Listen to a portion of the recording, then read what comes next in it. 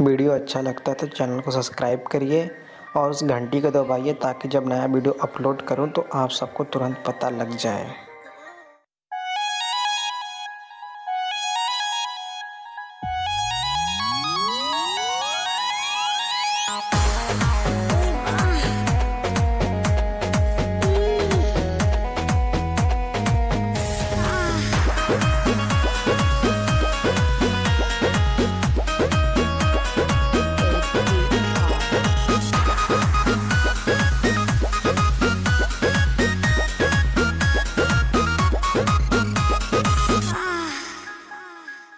कोरा में सट के उलट के पलट के